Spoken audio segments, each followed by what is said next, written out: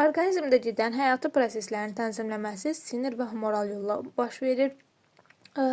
Sinir sistemi vasitəsilə biz öyrəndik ki, sinir sistemi nələrdən ibarətdir, hansı hissələri var. İndi biz endokrin sistemə, yəni vəzləri öyrənəcəyik.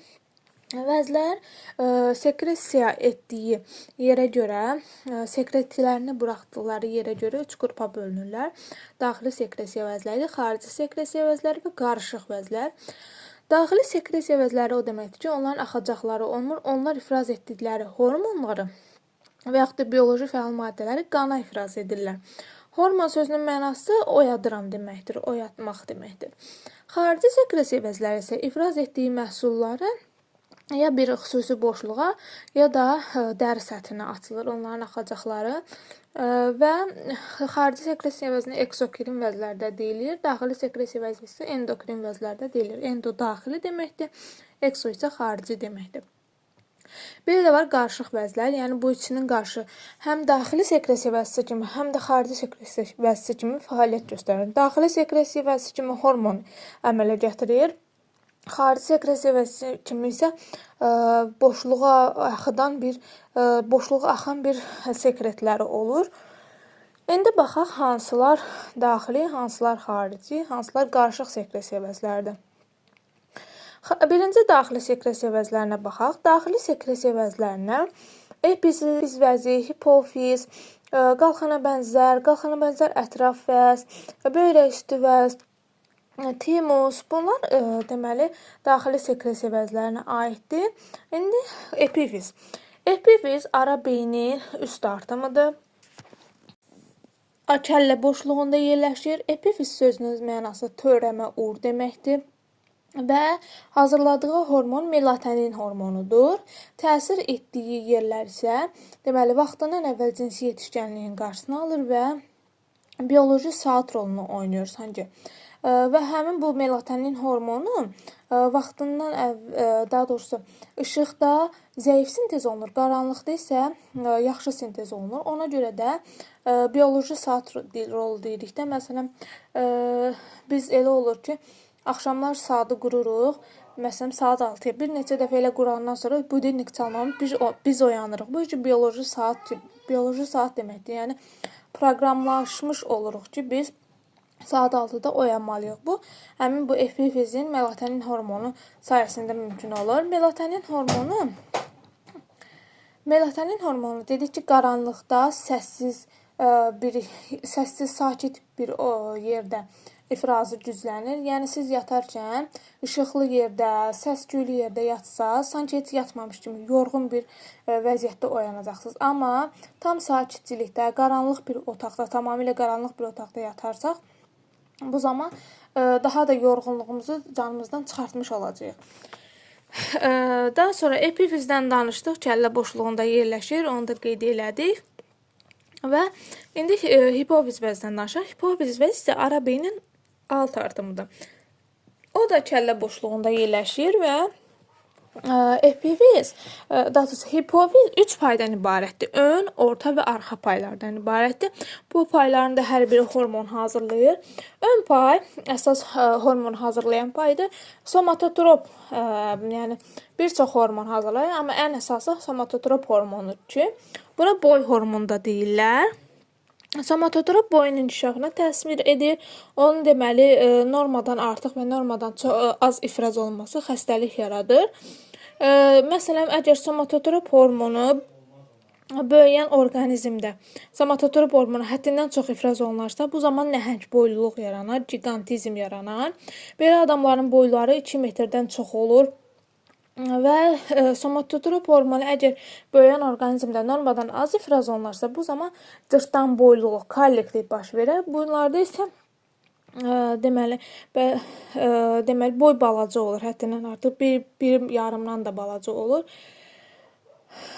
Belə bir də var, yəni yetkin insanda, böyümüş artıq yetkinlik yaşına çatmış insanda hipofiz vəzinin həddindən çox ifraz olunması bədənin müəyyən hissələrini, məsələn burunla, dodağın, gözlərin, dilin, ətrafların, yəni əlin, ayaqların həddindən artıq böyüməsinə səbəb olur. Buna da akromegaliya xəstəliyi deyirlər. və hipofizin orta payı gəlir. Orta payı isə intermedin hormonu hazırlayır. Intermedin hormonu dəriyə, saçlara rəng verən hormondur. Orta payın hormonudur. Hipofizin arxa payının hormonları isə oksitosin və vazopressin hormonlarıdır. Oksitosin hormonu hamilə qadınlarda doğum zamanı uşaqlığın sayı əzələrinin yığılmasını təmin edir. Yəni doğuşun rahat baş verməsi üçün sayı əzələlər yığılmalıdır ki, doğuş prosesi başlansın. Həmin bu oksitosin hormonu ifraz olunmalıdır ki, qanda sanki doğuşun başlanmasını işarə verici, orqanizmə işarə verir ki, artıq doğuş başlana bilər. Vazopressin hormonuna isə başqa cür antidiuretik hormon da deyirlər. Qısaca ADH da yazılır. Bu da böyrəklərdən suyun geriyə sorulmasını təmin edir. Bu hormonun çatışmazlığı baş verərsə, şəkərsiz diabet xəstəliyi yaranır. Bu da nə deməkdir? Həmin xəstələr həddindən artıq susuzlayırlar. Gün ərzində 20 litrə qədər sidik ifrazı baş verir. Həmçinin vazopressinin şok hallarında, bədənin şok vəziyyətində, belə deyək, qanaxma, güclü qanaxma vəziyyətində damarları daraltmaq kimi xüsusiyyəti var ki, həmin damarlar daralarsa qanaxmanın qarşısını alır. Yəni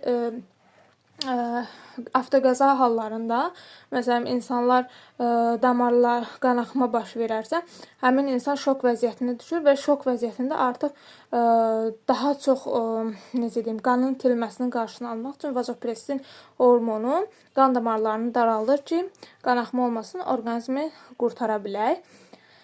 Və bundan başqa da dediyimiz kimi vazopressin cinsiyyət vəzlərinin işini tənzimləyir və doğuşun başlanmasına təsir edir.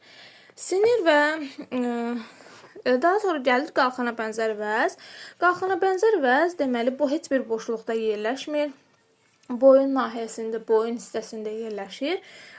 Deməli qırtlağı əhatə eləyir. Qalxana bənzər vəz 2 paydan ibarətdir.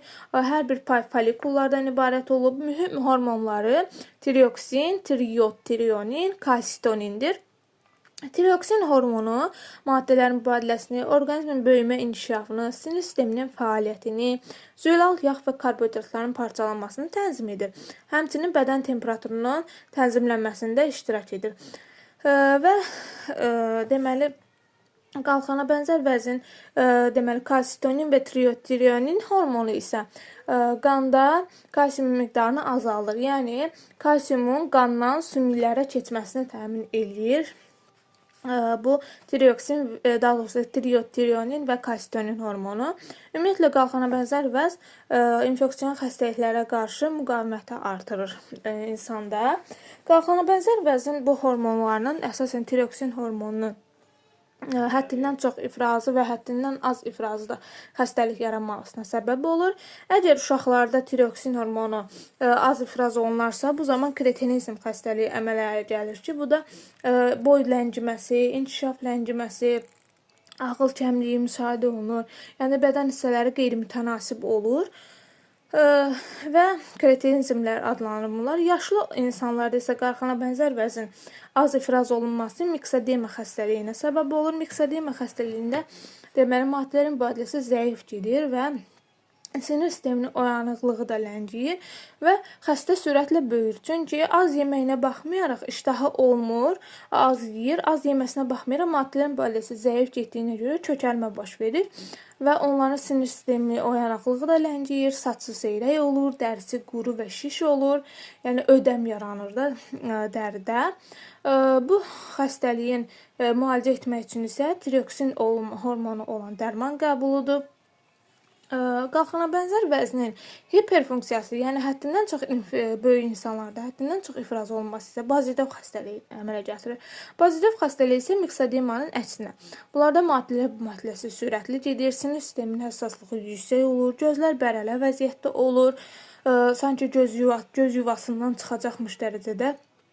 Və bunların iştahının yaxşı olmasına baxmayaraq xəstə sürətlə arıqlayır. Çünki yeyir kimi də maddələrin mübadiləsiz güclü olduğuna görə tez onu sintez edir, yəni kökələ bilmirlər, arıq olurlar və gözləri də bərəlmiş vəziyyətdə olur. Çünki göz almasının arxasında su toplanır.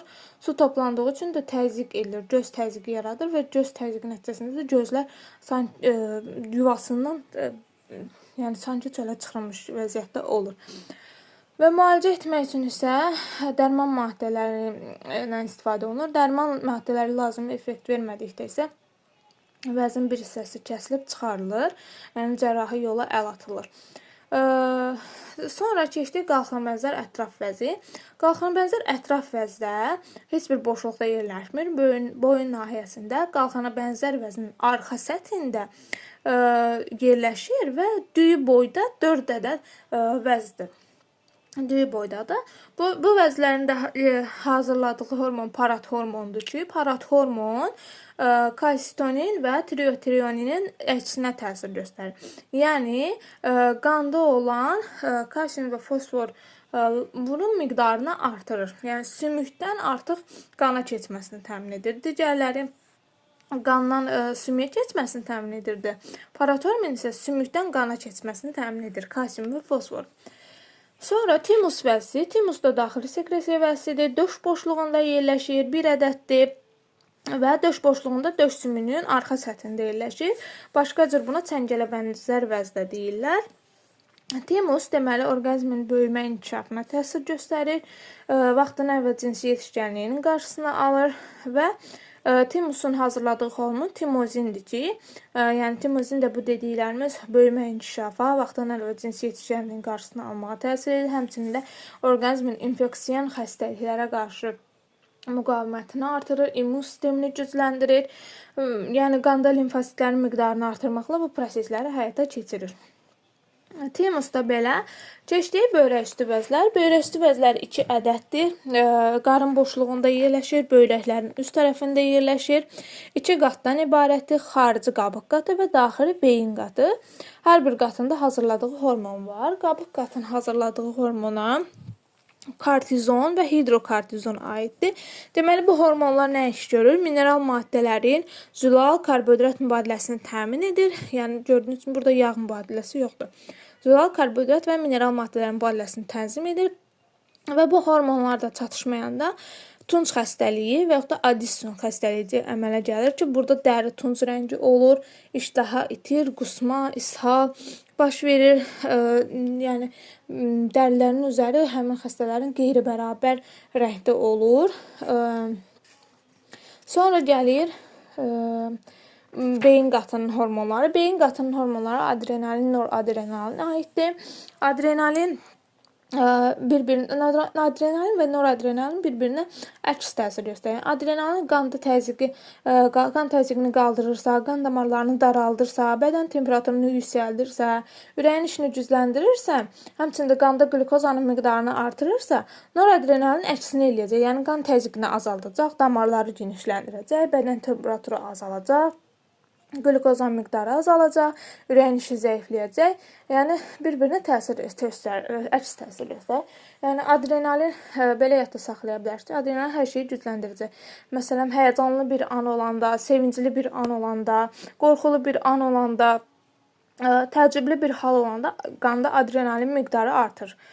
Adrenalin miqdarı artırsa, deməli ürəyin işi, yəni biz tez-tez başlayırıq nəfəs almağa, ürəyimiz tez-tez döyünür, yəni həyəcanlanırıq. Bu zamanda qanda qlukozan miqdarı artırır və s. Sonra bir danışdıq bunlarda. İndi xarici sekresiya vəzlərinə isə mədə vəzləri, qaraciyər vəzləri, əslində bu mədə və qaraciyər vəzləri son kitablarda dəyişiləcək.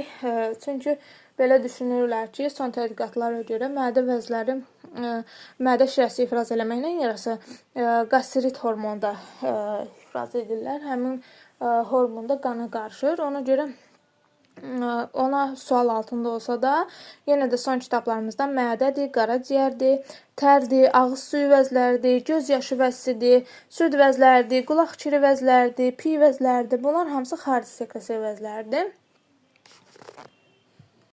Və xarici sekresiya vəzlərindən piy vəzlərinin axacaqları tük kisələrinə açılır. Onların yağlanmasını, onların nəm olmasını təmin edir. Və qarışıq sekresiya vəzləri var. Qarışıq sekresiya vəzlərinə isə mədə-altı vəzlər cinsiyyət vəzləri, yəni yumurtalıqlar, toxumluqlar aiddir. İndi danışaq mədə-altı vəzdən. Mədə-altı vəzi də qarın boşluğunda yerləşir. Bir ədəddir. Mədən alt hissəsində yerləşir. Deməli, o həm xarici sekresiya vəzi kimi, həm də daxili sekresiya vəzi kimi fəaliyyət göstərir. Deməli, mədə-altı vəz xarici sekresiya vəzi kimi tripsin, amilaza, nukleaza, lipaza fermentləri ifraz edir ki, bu da xüsusi axar vasitəsilə 12 barmaq bağırsağı açılır və orada həzmin yaxşılaşmasına səbəb olur. Məsələn, tripsin zulalları, amilaza karbohidratları, nukleaza nuklein turşularını, lipaza isə yağları, lipidləri parçalamağa kömək edir. Və mədə-altı vəzinin daxili sekresiya kimi funksiyası isə onu xüsusi deməli Langerhans adacıqları adlanan hüceyrələri var ki, orada karbohidrat mübadiləsini tənzimləyən qlükagon və insulin hormonları ifraz olunur. İnsulin qanda şəkərin miqdarını azaldır. Yəni deməli qlükozanın qlikogen şəklində qaraciyərdə, əzələlərdə toplanmasını təmin edir. Qlükagon isə əksinə qanda şəkərin miqdarını artırır. Yəni qaraciyər əzələlərdə olan qlikogeni qlükozaya parçalayır. Və təbii ki, bu hormonların da az və ya çox ifraz olunması, çatışmaması xəstəliyə səbəb olur. Məsələn, insulin hormonunun çatışmaması deməli qanda qlükozan miqdarını artırır. Yəni bu zaman bədənə daxil olan qlükoza, karbohidrat qlikogenə çevrilə bilmir. Qlikogenə çevrilə bilmədiyinə görə də qanda qlükozan miqdarı artır. Bu zaman da şəkərli diabet xəstəliyi əmələ gəlir. Və şəkərli diabet xəstələrinə antidiabetik həblər və yaxud da insulin preparatı iynəsi vurulur. Bu vasitəsilə müalicə olunur. Yəni bu ömürlük gedən xroniki bir xəstəlikdir. Və qanda qlükozanın miqdarı normada 0,7, 0,12% olmalıdır. Bu da ki, insulin və qlükagon hormonlarının normal işləməsi zamanı mümkün olur. Sonra cinsiyyət vəzləri, yumurtalıqlar və toxumluqlar. Yumurtalıqlar da çanaq boşluğunda yerləşir. 2 ədəd olur.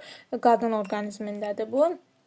2 ədəd olur və bu hormonların funksiyası qızlarda ikincili cinsi əlamətlərinin formalaşmasını təmin edir. Hazırladığı hormonlara estrogen və progesteron aiddir. Toxumluqlar bədən boşluğunda yerləşmir, xaricdə yerləşir. Kişilərdə olur toxumluqlar və hazırladığı hormonlar da yenə kişilərdə ikincili cinsi əlamətlərin formalaşmasını təmin edir. Hazırladığı hormonlara testosteron və androgen aiddir. Yumurtalıqlar və toxumluqlar xarici sekresiya vəzisi kimi hüceyrə hazırlayırlar. Yumurtalıqlar xarici sekresiya vəzisi kimi yumurta hüceyrə hazırlayır. Axarları açılır yumurta borularına, uşaqlığa oradan da. Toxumluqlar isə xarici sekresiya vəzisi kimi spermatozoid hüceyrələri hazırlayır ki, spermatozoid hüceyrələri də deməli boşluğa yox, xarici boşluğa açılır. Və təbii ki, kişi orqanizmində və qadın orqanizmində bu hormonlar balanslı şəkildə mövcud olmalıdır. Bunların balansı pozularsa, ağır xəstəliklərə, hormon sisteminin pozulması xəstəliklərinə və kişilərin özlərini qadın kimi, qadınların özlərini kişi kimi hiss eləməsi kimi xəstəliklərə gətirib çıxara bilir. Və ona görə də daima hormon sisteminizi, hormon analizlərinizi bədəninizə qulaq vermənizi tövsiyə edirik. Vaxtında olunan müdaxilələr həyat qurtarır. Vəzlərin çatışmazlığı ağır xəstəliklərə, ağır səbəblərə gətirib çıxarır və maddələrin mübadiləsinin pozulmasına, sinir sisteminin normal işləməməsinə gətirib çıxarır və onu da yadda saxlayaq ki, sinir vasitəsilə təsir bir neçə saniyə ərzində baş verir. Amma hormonal yolla təsir bir neçə dəqiqə və daha bir neçə saat çəkə bilir. Sinir sistemi bir anda təsir göstərir və tez başa çatır onun təsiri. Hormonal təsir isə gec təsir göstərsə də bir neçə saat onun təsiri çəkə bilir. Yəni effekt göstərə bilir. Və bir də onu qeyd edeyim ki, hipofiz vəzi ara beynin hipotalamus hissəsi ilə hipofizar hipotalamo sistemi əmələ gətirir ki, bu da sinir və humoral amillərin bir-birinə təsiri sayəsində orqanizmin uzlaşmış fəaliyyətini təmin edir. Yəni hipotalamus sanki bir növ hipofizə əmr verir ki, bunu etməlisən, bu hormonu ifraz etməlisən, bu hal-hazırda orqanizmə bu hormon lazımdır və s. Və sonra qeyd eləmək istədiyim odur ki, əgər soruşarsa ki, kişi orqanizminin çanaq boşluğunda yerləşən hormonlar, kişi vəzlər, daha doğrusu daxili sekresiya vəzləri, kişi orqanizmində çanaq boşluğunda daxili sekresiya vəzi yerləşmir. Qadın orqanizmində isə çanaq boşluğunda 2 dənə yumurtalıqlar yerləşir. Kişi orqanizminin toxumluqları xaricdə yerləşir. Bu qədər. Daxili sekresiya vəzlərindən bu qədər. Son olaraq da onu deyim ki, bu toxumluqlar, yumurtalıqlar müəyyən bir yaşdan sonra fəaliyyətə başlayırlar. 12-13 yaşından sonra deməli kişilərdə 13-14 yaşından başlayır toxumluqlar fəaliyyət göstərməyə. Qadınlarda isə, qızlarda isə 10-12 yaşından sonra bu yumurtalıqlar hormon ifraz etməyə başlayır.